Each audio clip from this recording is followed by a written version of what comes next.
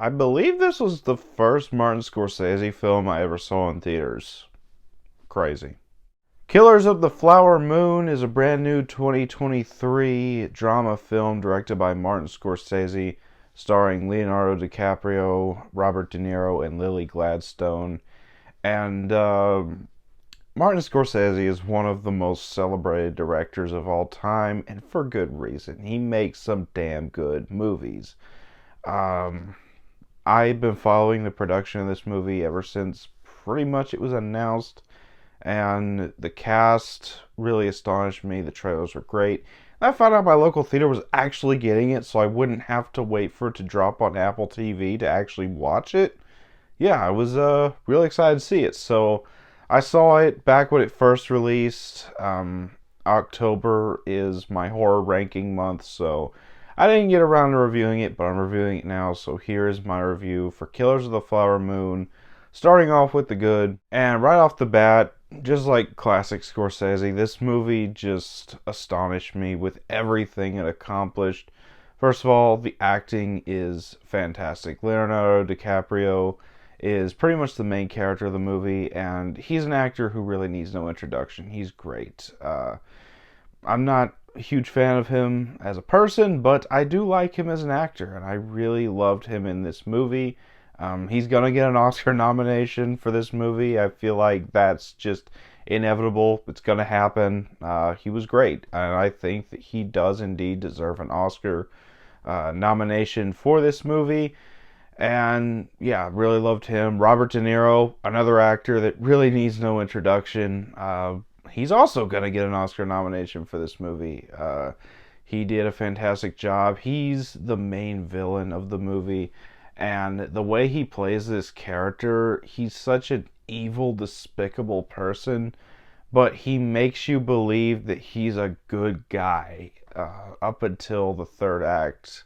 I mean, even in the third act, he's trying to convince everybody that he's a good person, he's a good guy. And his performance was just so unsettling with how aggressively friendly he was being. If you've seen the movie, you know what I'm talking about. He's just a different type of villain, especially for a Scorsese film. But yeah, he did a fantastic job. Then you got Lily Gladstone in this movie. And I feel like she's kind of the heart of this movie.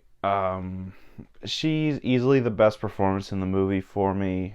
She plays Leonardo DiCaprio's wife, who is caught in the middle of this horrible scheme that him and Robert De Niro are getting with. And I loved her performance. She around the halfway point of the movie, she's mainly bedridden, but she still gives a fantastic performance even in those scenes. And seeing all the pain and suffering that this character goes through, the way that Lily Gladstone plays that, it's just amazing. I hope she wins an Oscar for this movie because she definitely deserves an Oscar for this movie. You also have some other names in this movie show up. You got Jesse Plemons. He shows up around the middle of the second act. He's great. I love Jesse Plemons. He always does a great job, and he was great in this movie.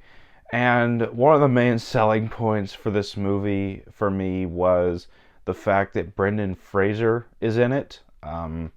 He does a great job. He's only in it for like 3 to 5 minutes, but when he's on screen, he absolutely chews the scenery. He's a really great performance.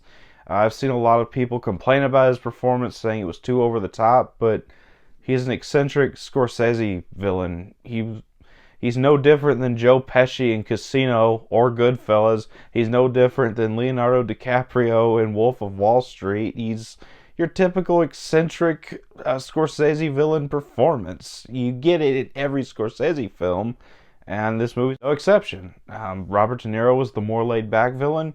Brendan Fraser, even though he was only in the movie for 3 minutes, is the more eccentric villain. But yeah, you also get John Lithgow shows up here. Great to see him. But other than the acting, you get a really great story. It's a very haunting story. It's about stuff that really happened. It's about the systematic attempted genocide of the Osage Nation, the Native American nation. Really nauseating events that happen. All the stuff that goes down. By the end of the first 30 minutes, you really don't want to look away, but you do at the same time. That's how terrible these events are that transpire in this movie, and the movie just does not let up until the entire 3.5 hours has expired. That's how intense this movie was. That's how nauseating it was. But I feel like it's a movie that needs to be seen by just about everyone, and for damn good reason. It's a fantastic look at these horrible events that really happened. Like I said, everybody should see it. It's just absolutely amazing what Scorsese was able to do. And apparently, this was a passion project for Scorsese, according to the little recorded intro by Scorsese before the movie showed at the theater. I'm really glad that he got to make this movie. And Scorsese's just a director who he's 80. He's in his 80s and he's still evolving and changing as a director. It's honestly astonishing what he's still able to accomplish at this age. I hope he lives to 100, gives us 20 more years worth of movies, honestly. But yeah, I love this movie. The score is amazing, the soundtrack fantastic, the editing is top notch, and the way that everything transpires, this movie needed to be 3.5 hours. Honestly, I could have done another hour of this movie. Probably not in a theater, but at home, I could have done a 5 or 6 hour cut of this movie. Maybe a 5 or 6 hour miniseries could have worked even more. I don't know. The Hateful Eight got a 6 hour supercut on Netflix. Maybe this will get a 6 hour supercut on Apple TV. Who knows? But yeah, great movie. On from the good, on to the bad. Honestly, there's nothing bad about this movie. Honestly, so far, I think this is my favorite movie of the year. So far. On from the bad, on to the final thoughts. Great movie. Killers of the Flower Moon. One of my favorite movies of the year. One of my favorite Scorsese films. And I'm going to give it a 10 out of 10. So that was my thoughts on Killers of the Flower Moon. What did you think about this movie? Let me know down in the comments what you thought about it if you have seen it.